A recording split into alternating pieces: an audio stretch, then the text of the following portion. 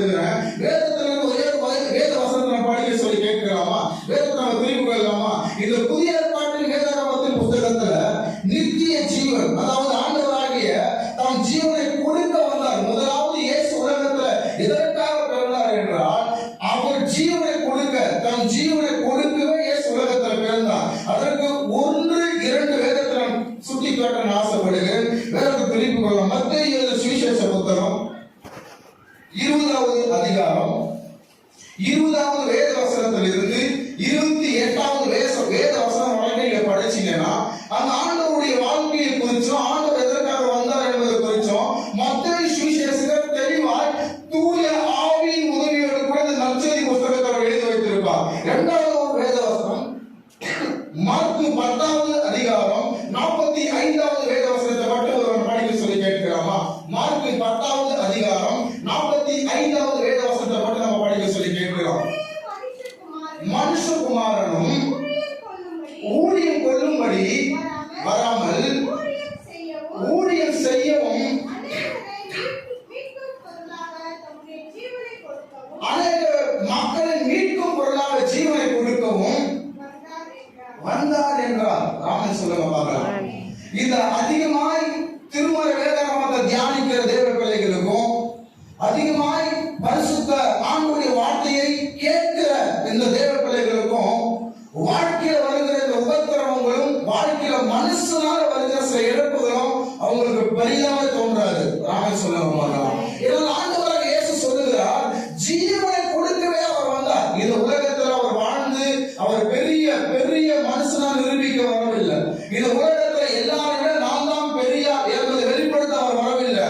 ஆண்டவர் உங்களுக்காக எனக்காக ஊழியம் செய்யும்படியாக வந்தார். தேவ பிள்ளைகளே, ஆண்டவராகிய கர்த்தர் உங்களுக்காக எனக்காக வழிகளை சீர்படுத்தும்படி வந்தார். ஆண்டவர் உங்களுக்காக எனக்காக நோய்களை குணமாக்கும்படி வந்தார். ஆண்டவர் உங்களுக்காக எனக்காக உங்கள் பிள்ளைகளை ஆறுதல் படுத்தும்படி, ஏனென்றால் அவர் ஊழியம் செய்வதற்காக உலகத்துக்குள்ள வந்தார். ஆமென் சொல்றீங்களா?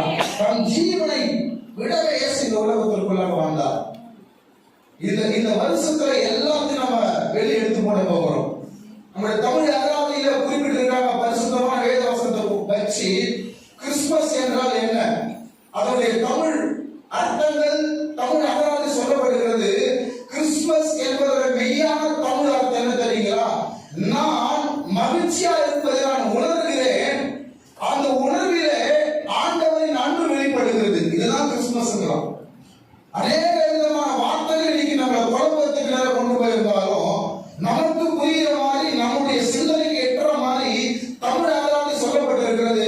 கிறிஸ்துமஸ் என்றால் என்னன்னா, நான் மகிழ்ச்சியா இருப்பதை நான் உணர்கிறேன், தேவனால் உணர்கிறேன். இதுதான் கிறிஸ்துமஸ் உடைய அர்த்தமே. இதுதான் தேவனுடைய அன்பினால் நான் மகிழ்ச்சியா இருப்பதை நான் உணர்கிறேன். ராமன் சொல்லுங்க, அழகான ஒரு சாதாரண ஒரு வார்த்தை, நான் தேவனுடைய அன்பினால் மகிழ்ச்சியா இருக்கிறேன். இதுதான் கிறிஸ்துமஸ். நீங்க தேவனால் மகிழ்ச்சியா இருக்கிறத உணர்றீங்களா? நீங்க அந்த கிறிஸ்துமஸ் கூட நுழைறீங்கன்னு அர்த்தம். ஏதோ சில உபத்திரவங்கள், சில போராட்டங்கள், சில பிரச்சனைகள் கண்டு உங்கள் மகிழ்ச்சியை சத்துருவானம் கட்டி போட்டு கொண்டு வச்சிருக்கிறாங்கன்னா, நீங்க இயேசுவின் அன்பை நீங்க உணரணும்னு அர்த்தம். இயேசுவோட பிறப்பின் அன்பு எல்லாவற்றையுமே ஜெயிக்கும். விசுவாசிகள் மாற்றம். ராமன் சொல்ல பாக்கலாம். இயேசுவோட அன்பு எல்லா தடைகளும் நமக்கு உடையும். ராமன் மாற்றம்.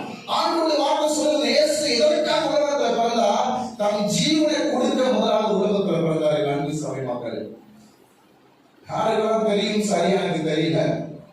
முதல்ல கிறிஸ்துமஸ் எப்ப கொண்டாடப்பட்டது என்றால், ரோமாபுரிய அந்த நாட்டுல 339வது ஆண்டுதான் முதல்ல டிசம்பர் 25ஆம் தேதி இயேசு பிறந்தார் என்பதை கணிச்சு முதல்ல கிறிஸ்துமஸ் கொண்டாடின நாடே ரோமாபுரி நாடு தான்.